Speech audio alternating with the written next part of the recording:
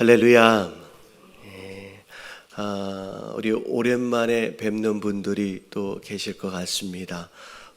굳이 말씀하시진 않아도 될 것 같은데 살짝 좌우를 보시면서 눈 인사로 너무 잘 오셨습니다. 인사 한번 해주세요. 네, 감사합니다. 자, 먼저 몇 가지 광고 말씀드리도록 하겠습니다.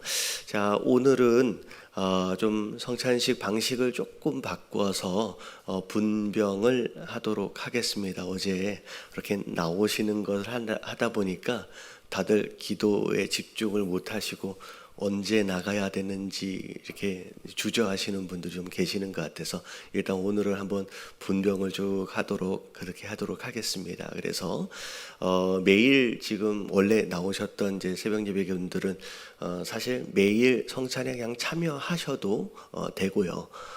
그렇게 원하지 않으신 분들은 이렇게 손으로 우리 장로님에게 표시를 하시면 이렇게 지나가도록 하겠습니다. 그래서 이따가 제가 설교를 끝나고 분병하는 것으로 오늘 하도록 하고요.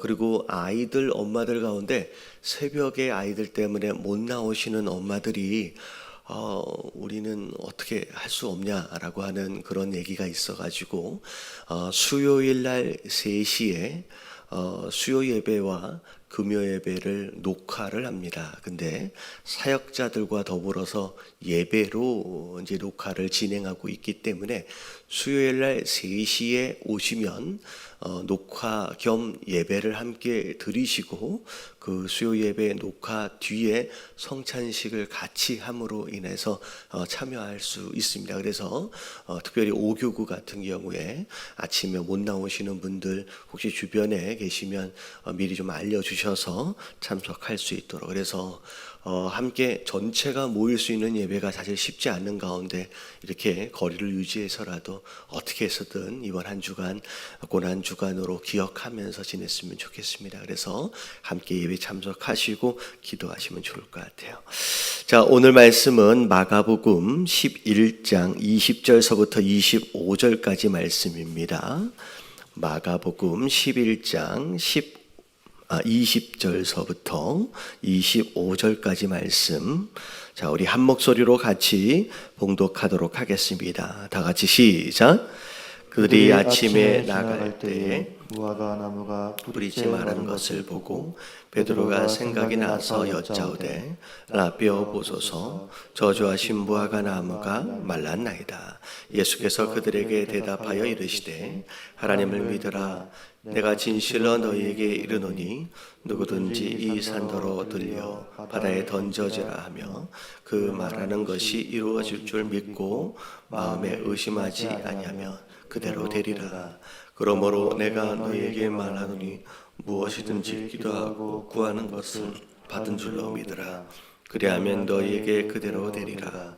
서서 기도할 때에 아무에게나 혐의가 있거든 용서하라. 그리하여야 하늘에 계신 너희 아버지께서도 너희 허물을 사하여 주시라 하시니라. 아멘. 자, 오늘 말씀은 저주를 받은 무화과 이야기입니다. 예수님께서 첫 번째 날 예루살렘에 입성하시고 나서 이제 종려 주일이죠. 그리고 나서 예루살렘에서 나가시는 가운데 어디에서 주일날 저녁을 이제 지내셨냐면 베단이라고 하는 지역에서 주일날 저녁에 유숙하셨습니다. 베단이라고 하는 이 지역, 이 이름 자체가 슬픔의 집이라는 뜻이에요. 슬픔의 집. 그리고 이 베다니에는 여러분들 아시다시피 죽었다 살아난 나사로 그 오누이들이 거기에 살고 있었고요. 그리고 나병 환자였던 시몬이 거기에 살고 있었습니다. 그래서 가난한 자들, 병자들이 살고 있는 슬픔의 집, 가난한 동네입니다. 거기서 예수님께서 첫날 밤 유숙하시고 나서 그리고 나서 나오셨는데 사실 식사를 못 하시고 나오셨습니다. 그런 가운데 자, 뭘 보셨냐면 무화과 나무를 보셨어요. 그런 가운데 무화과 나무에 열매가 있는지를 보러 가셨는데, 자, 열매를 얻지 못하심으로 말미암아 무화과 나무에다가 저주를 하십니다. 자, 저주를 하심으로 말미암아 그 다음 날 보니까 이 무화과 나무가 뿌리서부터 다 말라버렸다라는 거죠. 자, 오늘 말씀이 이미 말라버린 그 무화과 나무를 목격한 가운데 베드로가 예수님께 묻는 거예요. 왜 이 무화과 나무가 말라버렸습니까? 물론 그 전 예수님이 저주하신 것으로 말미암아 말라버렸죠. 자, 오늘 이 어떻게 보면 고난주간 가운데 가장 첫 번째 하셨던 사역이 성전을 청소하시는 사역이었다라고 한다면, 제가 어제 말씀드렸다시피 예수님 내 마음에 들어오셨어요. 예루살렘 성전되어진 내 마음에 예수님 들어오셨는데, 예수님이 가장 먼저 하길 원하시는 것이 무엇이냐? 내 안에 있는 더럽고 냄새나는 쓰레기, 욕심으로 가득 차 있는 이 마음을 먼저 청소하기 원하셨다라고 하는 것이 어제 첫 번째 날 말씀이었습니다. 자, 오늘 말씀은 무슨 내용이냐? 자, 무화과 나무가 결국 그 당시에 어떻게 보면 외식으로 위선으로 가득 차 있던 종교인들에 대한 예수님의 책망입니다. 자, 이게 바로 우리의 모습이라는 거죠. 자, 이 무화과 나무는 이스라엘을 대표하는 나무예요. 자, 이 무화과 나무가 그렇게 대단한 나무라서 어찌 보면 이제 상징적인 그런 나무가 된 게 아니라, 이스라엘에 가면 무화과 나무는 많이 있습니다. 그래서 많이 있는 나무이기 때문에 이스라엘의 대표적인 나무, 상징적인 나무가 된 거죠. 자, 그런 가운데 이 무화과의 열매는 나그네의 뭐라 그럴까요? 나그네의 음식, 아니면 가난한 자의 음식으로 여겨질 만큼 그냥 지나치면서 누구든지 따먹을 수 있게끔 되어 있는 그런 식의 나무라고 생각하시면 될 것 같아요. 자, 근데 자, 이 사실 오늘 말씀에서 굉장히 중요한 내용이 뭐냐면, 예수님께서 이 땅에 오셔서 많은 기적과 이적들을 일으키셨는데, 그것들 가운데 유일한 파괴적 기적입니다. 예수님은 그 어떤 기적과 이적을 일으키셨어도 오늘과 같이 무엇인가를 저주하여 망가뜨리든지 아니면 죽게 하시는 기적을 단 한 번도 일으키신 적이 없어요. 예수님의 처음 기적, 가나의 혼인잔치서부터를 시작해서 모든 기적이 생명을 얻게 하고, 부서진 것을 회복하고, 망가진 것을 회복하고, 넘어진 것을 일으키셨던 생명의 기적, 어떻게 보면 회복의 기적, 생산적 기적, 어떻게 보면 건설적 기적이었습니다. 유일한 파괴적 기적이에요. 자, 왜 이런 일이 일어났을까라고 하는 것이 사실은 굉장히 중요한 건데, 여러분, 인생들은 사실 처음부터 하나님의 명령하심에 대하여 계속 불순종해 왔습니다.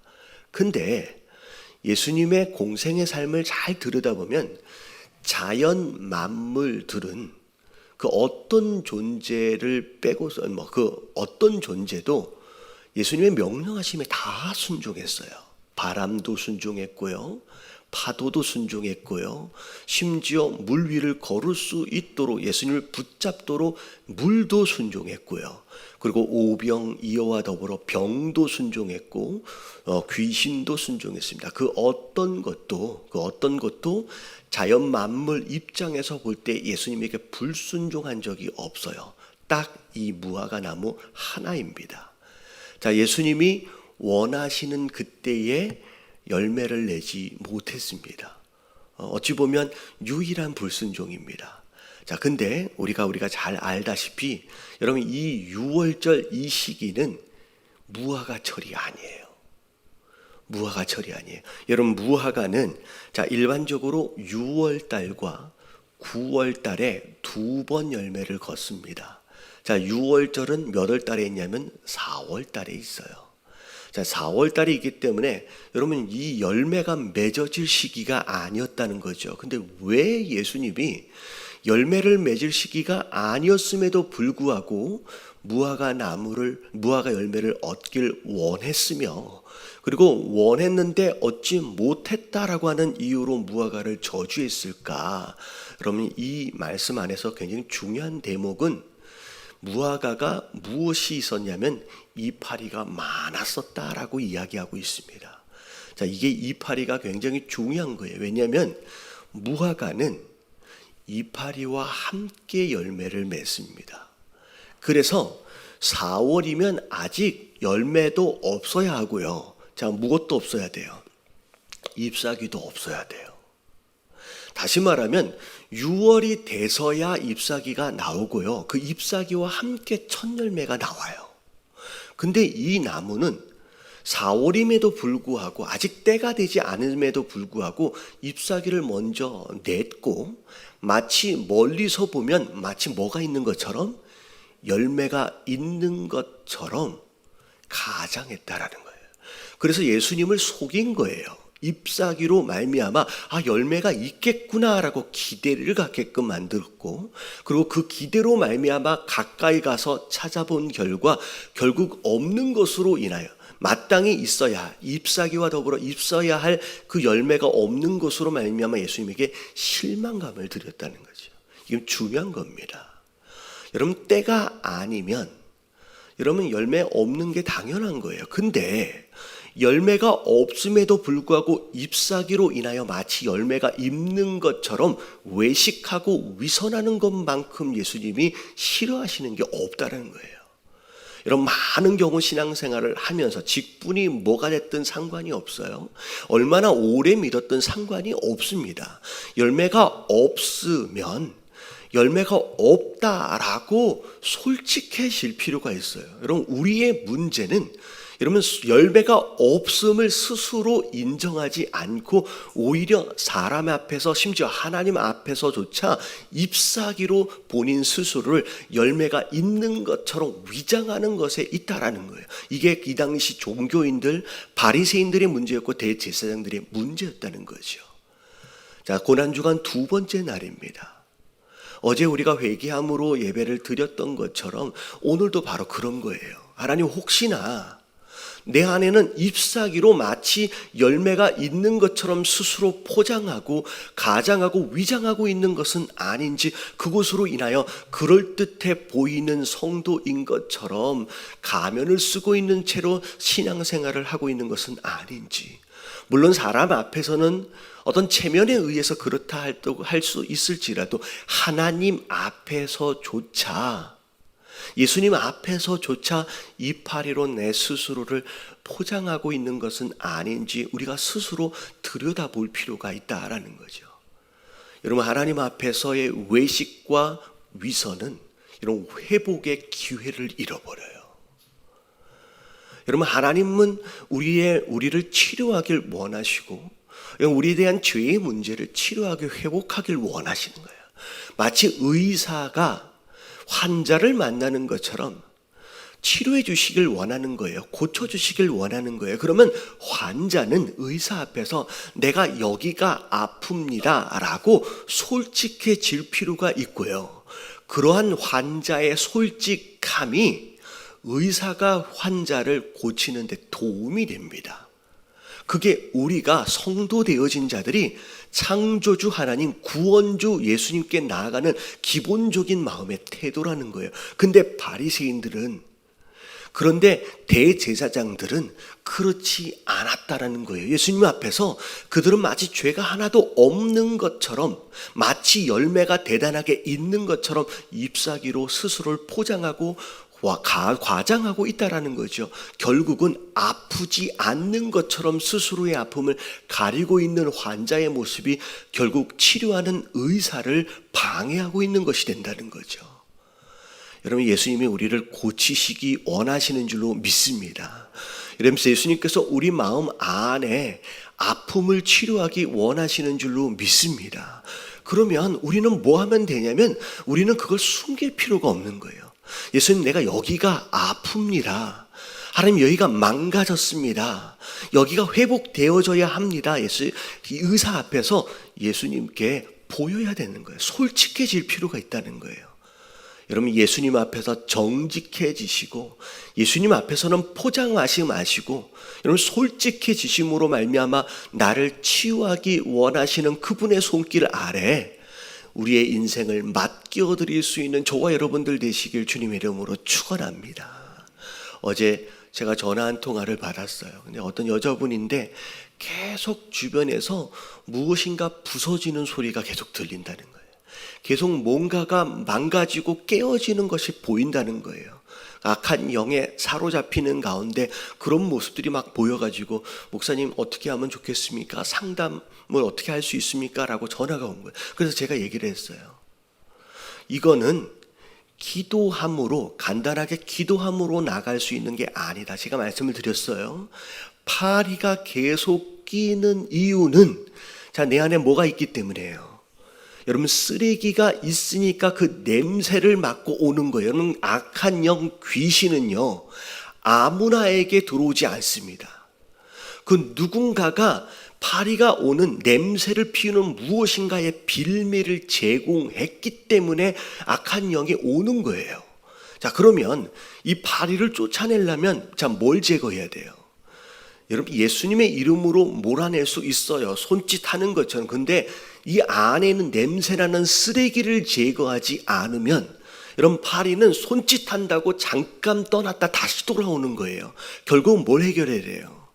그 악한 영을 자꾸 불러들이는 내 안에 있는 이 쓰레기의 문제를 해결하지 않으면 계속 찾아오게 돼 있는 거예요.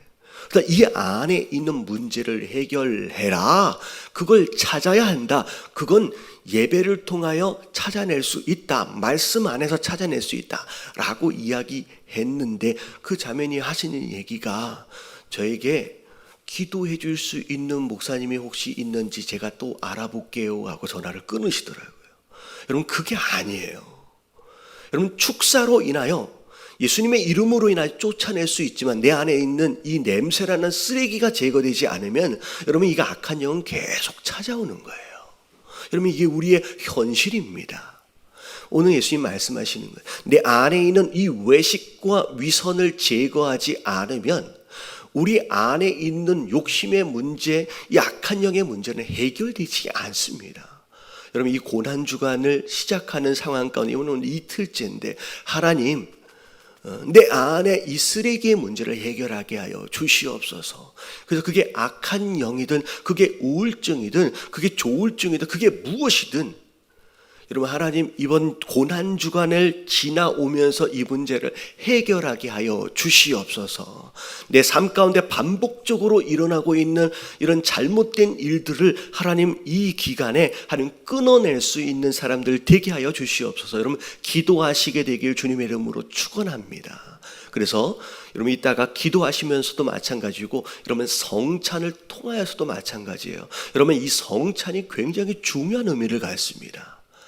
예수님의 찢으신 그 살과 예수님께서 허락하신 그 보혈을 기억하고 기념하는과 동시에 여러분 이 보혈의 능력이 여러분 실제적으로 내 육체 가운데 임하는 굉장히 강력한 영적 의미가 있어요.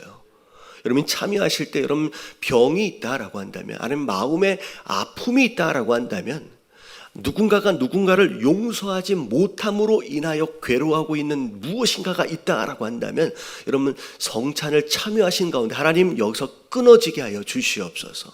예수 그리스도의 보혈로 말미암아 하나님 깨끗하게 씻어지는 역사가 하나님 이 성찬을 통하여 일어나게 하여 주시옵소서라고 여러분 기도하시면서 참여하시게 되길 주님의 이름으로 축원합니다. 그러면서 결국은 이 무화과 나무는 외식과 위선으로 인하여 유일한 저주받은 그런 자연, 어떻게 보면 파괴적 기적을 경험한 안타까운 현실이 되었다라고 하는 거예요. 오늘 우리 함께 기도하실 때 두 번째 날입니다. 하나님 혹시나 무화과 나무처럼 잎사귀로 나를 포장하고 있는 것은 아닌지, 우리 안에 아직도 해결되지 않은 위선과 외식이 있다라고 한다면 여기서 해결하게 하여 주시옵시고 그럼 특별히 성찬에 참여하는 것으로 말미암아 아직도 해결되지 않은 이 쓰레기의 문제들이 여기서 해결되게 하여 주시옵소서라고 함께 기도하면서 이 성찬에 참여했으면 좋겠습니다. 자, 다 같이 기도할게요. 우리 두 분 여기 성찬 좀 준비해 주세요. 자, 기도합니다. 하나님, 이 시간 성찬에 참여하길 원합니다. 기도함으로 회개함으로 이 시간 성찬에 참여하며 나아갈 때에 하나님 우리의 마음과 생각을 붙잡아 주시옵시고 하나님 그저 어렵고 힘든 이 상황을 벗어나기 위한 몸부림에서 하는 정말 이 근본적인 문제 내 안에 해결되지 않는 쓰레기의 문제를 해결할 수 있는 하나님 그런 성도들이 될 수 있도록 주님 역사하여 주시옵소서. 나를 위하여 흘리신 그 보혈과 나를 위하여 찢으신 그 피를 하나님 기억합니다. 하나님 이 살을 대하고 이 피를 대할 때 하나님 우리 안에 모든 더러운 것들이 씻겨 나가게 하여 주시옵시고 하나님 모든 죄가 깨끗함을 입는 그런 역사가 하나님 이 시간 일어날 수 있도록 주님 도와주시옵소서. 주님 함께하여 주실 줄 믿사오며 이 모든 말씀 우리 주 예수 그리스도 이름으로 감사하며 간절히 기도드리옵나이다.